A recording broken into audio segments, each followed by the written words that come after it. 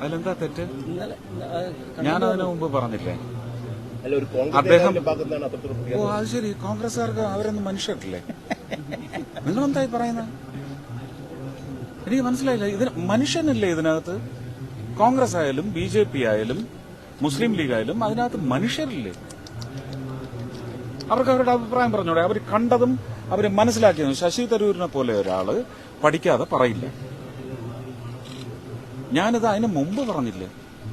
അവിടുന്ന് വിളിച്ച് ഇസ്രായേലി മലയാളികളോട് ഞാൻ പറഞ്ഞില്ലേ, മുസ്ലിങ്ങളുടെ ശത്രുവാണ് ഹമാസ്, ഇസ്രായേലിന്റെ അല്ല. മുസ്ലിം വംശത്തിന്റെ ശത്രുവാണ് ഹമാസ്. മുസ്ലിങ്ങളാണ് അവരെ തീർക്കേണ്ടത്. അതേ അദ്ദേഹം ഉദ്ദേശിച്ചിട്ടുള്ളൂ. അതിനകത്ത് ഒരു തെറ്റുമില്ല. ബിജെപി നേതാക്കൾ നിരന്തരം പറഞ്ഞു വരുന്ന കാര്യം തന്നെയാണ്. അത് തന്നെയാണ് ശശി തരൂർ ആവർത്തിക്കുന്നത്. നിങ്ങൾ എന്തിനാ അങ്ങനെ? മറ്റേ വാർത്താ കച്ചവടക്കാരൻ തന്നുവിട്ട ക്യാപ്സ്യൂളായിരിക്കും അല്ലേ? മോശമാണ്. അത് ക്യാപ്സ്യൂള് തന്നെയാണ്.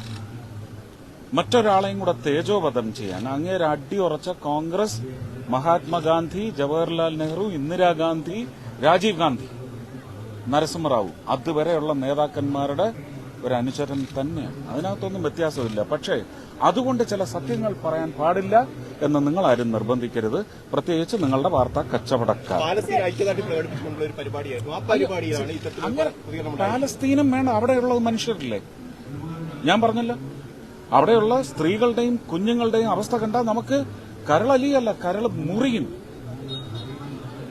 യുദ്ധം അവസാനിക്കണം, ഈ അക്രമങ്ങളും ഈ ഹത്യയും എല്ലാം അവസാനിക്കണം.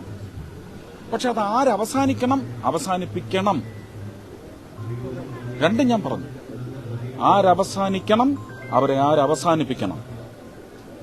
ഇത് ലോകം മുഴുവൻ തീരണം. ഇത് ഒരു തീവ്രവാദിയും ഇവിടെ വാഴണ്ട, അവശേഷിക്കണ്ട. അത്രയേ ഉള്ളൂ. അത് മനുഷ്യന്റെയാണ്. ഞാൻ മനുഷ്യനെന്ന നിലയ്ക്കാണ് പറഞ്ഞിട്ടുള്ളത്, BJP-കാരനെന്ന നിലയ്ക്കല്ല. നിങ്ങളിത് BJP-യുടെയും പിന്നെ മുസ്ലിം ലീഗിന്റെയും കോൺഗ്രസിന്റെയും തലയിൽ കൊണ്ട് കെട്ടിവെക്കാതെ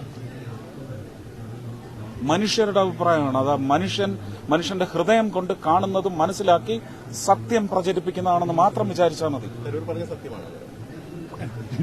ലോകം അറിയുന്ന സത്യമാണിത്. ഞാൻ പറഞ്ഞ വാചകങ്ങളൊന്നും ആ കച്ചവടക്കാരൻ വളച്ചൊടിക്കാതെ, തിരിച്ചു മടക്കാതെ, അയാളുടെ രാഷ്ട്രീയ ലാഭത്തിന് വേണ്ടി എവിടെയെങ്കിലുമൊക്കെ എഴുന്നള്ളിക്കാതെ സത്യസന്ധമായിട്ട് പറയൂ കാര്യങ്ങൾ.